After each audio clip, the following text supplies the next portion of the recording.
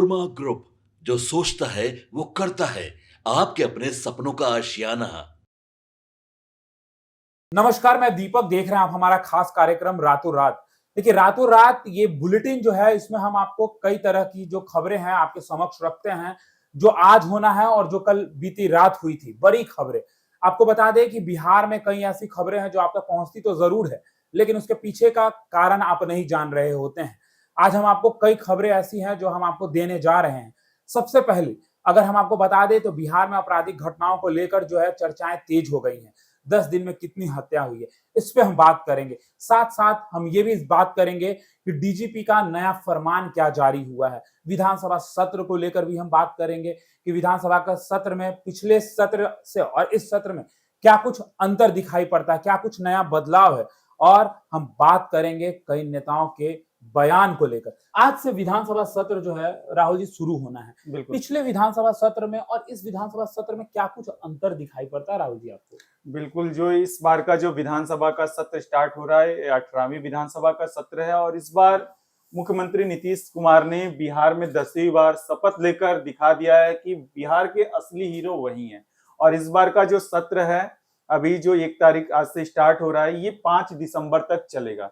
इसमें अगर हम बात करें तो आज 1 दिसंबर के दिन जो भी नवनिर्वाचित 243 विधानसभा क्षेत्रों से जो हमारे विधायक जीत के आए हुए हैं, आज शपथ लेंगे।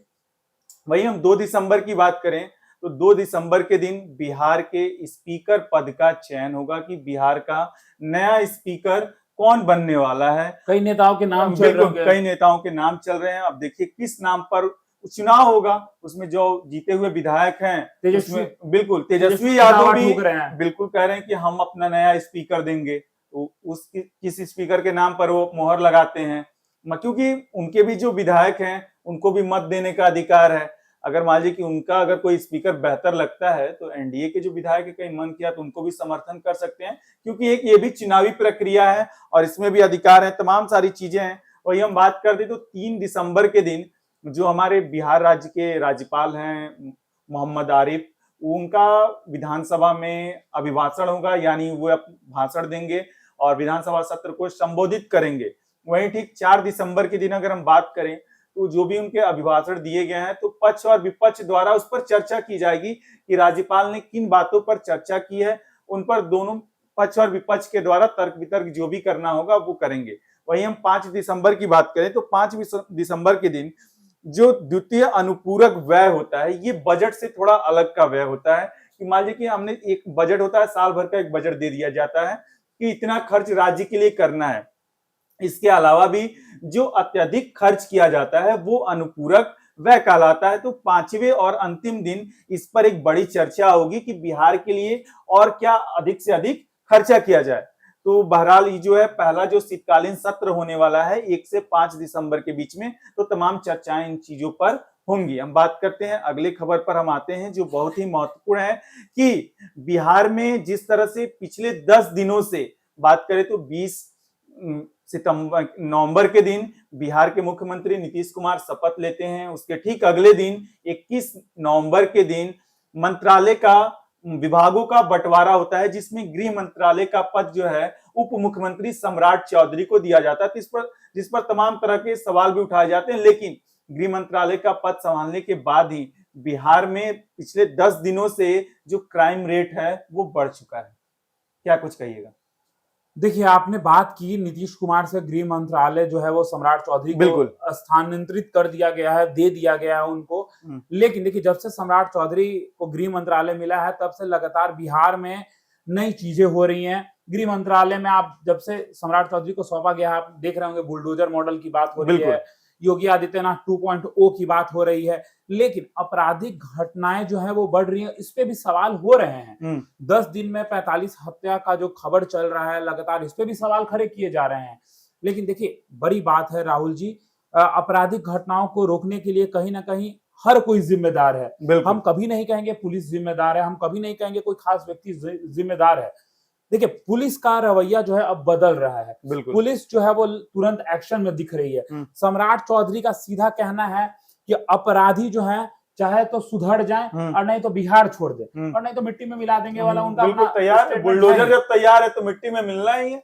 तो जिस तरीके से लगातार सम्राट चौधरी इन बयानों को दे रहे हैं, सम्राट चौधरी आप देख रहे होंगे, देखिए खबर आपराधिक घटनाएं बढ़ रही है तो खबर ये भी आ रहा है कि उस गुंडे को पकड़ लिया गया, लिस्ट जारी हो रही है, कहीं ना कहीं डर का माहौल जो है वो क्रिएट तो कर ही इस तरह की एक जो घटना है हम आपको बता दें कि सिवान के रघुनाथपुर विधानसभा, जहां साबुद्दीन के बेटे ओसामा चुनाव जीते हैं, वहां का एक कारी बाजार है जहां ज्वेलरी सेप पर एक बड़ी लूट होती है, 15 लाख की लूट होती है।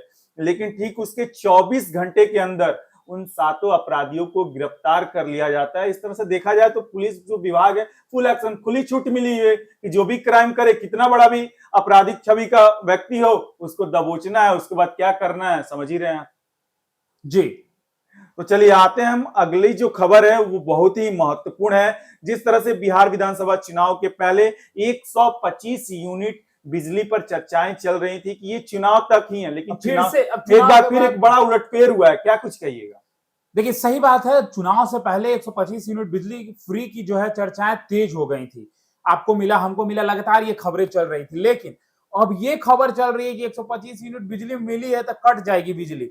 अब क्यों कटेगी सुनिएगा बहुत ध्यान से। देखिए 125 यूनिट बिजली पूरे बिहार में जो है बिहार सरकार ने मुफ्त कर दिया है, लेकिन अब सरकार ने एक नई जो फरमान है वो भी जारी कर दी है। सरकार का कहना है कि उन उपभोक्ताओं का बिजली कट सकता है जो पहले से ऋण जमा नहीं किए हों, काफी दिनों से आप बिजली इस्तेमाल कर रहे हैं, अगर आपने उपभोक्ता के तौर पर अगर उसका भुगतान नहीं किया होगा तो आपके घर की बिजली कट सकती है।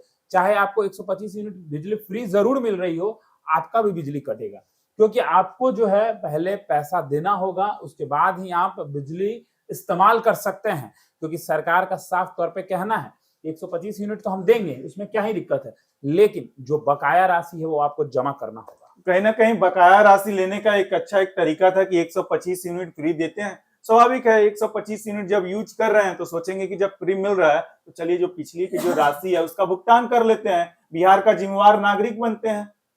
चलिए अगली जो खबर है वो बहुत ही महत्वपूर्ण है कि नेतागिरी करने चले थे और कहां सिमट गए। देखिए नेताओं का बयान तो रहता ही, आरोप और प्रत्यारोप का दौर हमेशा जारी रहता है, चाहे वो चुनाव हो या चुनाव के बाद हो। ललन सिंह ने साफ तौर पे कह दिया है कि कहां चले थे और कहां सिमट गए। जी हाँ, उनका इशारा तेजस्वी यादव की तरफ था, उनका इशारा कांग्रेस की तरफ था, उनका इशारा महागठबंधन की तरफ था। साफ तौर पे ललन सिंह का कहना है कि आप जिस चीज की तैयारी में लगे हुए थे, जितना कहते थे ये हो जाएगा वो हो जाएगा, नहीं हुआ, अब सिमट चुके हैं बिहार में। और एक और बड़ी बात उन्होंने कह दिया है कि नीतीश कुमार अपने यूएसपी के लिए जाने जाते हैं, नीतीश कुमार अपने बातों के लिए जाने जाते हैं, नीतीश कुमार जो कहते हैं वो करते हैं। उन्होंने कह दिया है कि आने वाले 5 सालों में जो बिहार सरकार ने वादा किया है कि हम नौकरियां जो है 1 करोड़ देने का काम करेंगे, तो साफ तौर पर ललन सिंह का कहना है कि 1 करोड़ जो नौकरियां हैं वो दी जाएगी। नीतीश कुमार का यूएसपी है ये। चलिए तो ठीक है, अगली जो है बहुत ही महत्वपूर्ण खबर है क्योंकि डीजीपी का नया फरमान जारी हो चुका है। देखिए डीजीपी का नया फरमान जारी हो चुका है, सही बात है, पुलिस से अब डरने की जरूरत नहीं है।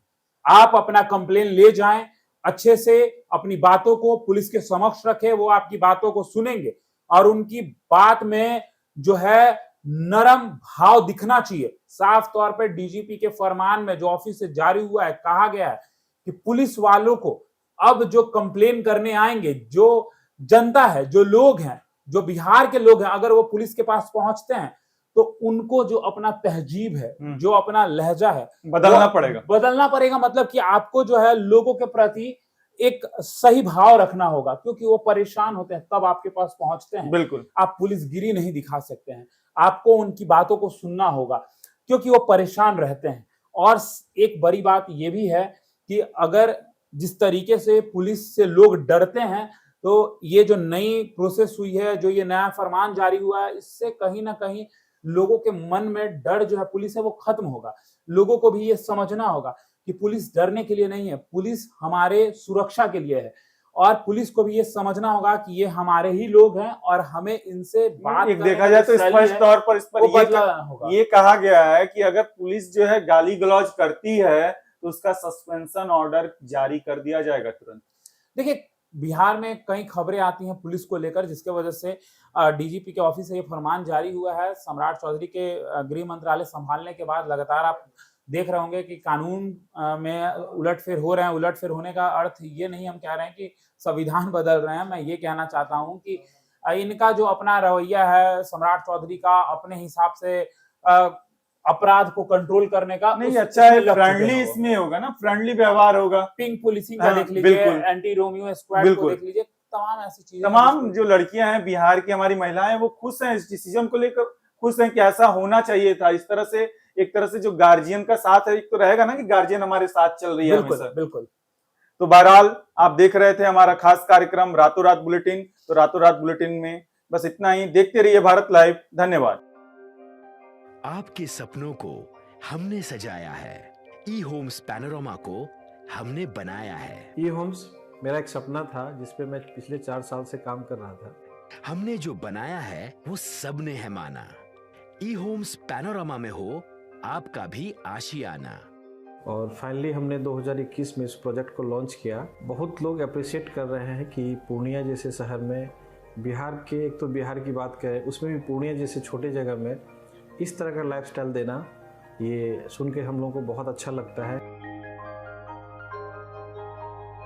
ई होम्स में हमने कुछ और भी किया है, जैसे हम जिस जगह में रह रहे हैं हमारे फैमिली सिक्योर हो, उनको सिक्योरिटी का ध्यान में रखा है। आपकी सुविधा और सुरक्षा आपके लिए खास है, ये आपका विश्वास है। इसमें आर्टिफिशियल इंटेलिजेंस का 7 लेयर सिक्योरिटी का हमने इस्तेमाल किया है। लस ग्रीन कैंपस को बनाया है। यदि हमारा बाउंड्री वाल है तो वो वर्टिकल गार्डन है। ये जितनी भी फैसिलिटी होता है एक इंटरनेशनल टाउनशिप में ई होम्स है, ये हम लोग विश्वास नहीं कर पा रहे हैं। जो भी हमारे मित्र दोस्त या जो भी हमारे बाहर के बाहर आते हैं तो हम लोगों को बहुत अच्छा सुनने को मिलता है और बहुत अच्छा क्रेडिट मिल रहा है। वो सारा हमने सिर्फ एक बिल्डिंग नहीं बनाया, हमें एक बहुत अच्छा लाइफस्टाइल दिया ई होम्स में, और मेरा एक सपना था जिसको मैं आज फुलफिल होते हुए देख पा रहा हूँ। ये आपका आवास है। ई होम्स पैनोरामा में अब आपका निवास है। E Homes Panorama, luxurious lifestyle redefined. Panorama Group, जो सोचता है वो करता है। अगर ये वीडियो पसंद आई और वह बिहार के राजनीति और बिहारियत से सरोकार रखेनी तो सब्सक्राइब बटन दबा के चैनल के सब्सक्राइब कर ली। ओजे एगो घंटी बा, ओकरा बटन दबा देला से कुल सटीक और मारक खबर रुआ मुफ्त में मिल जाई। अगर रुआ पत्रकारिता के हमनी के नया प्रयोग में सहयोग कर चाहतानी तो ज्वाइन बटन दबा दी। पेटीएम नंबर नोट कर ली 9386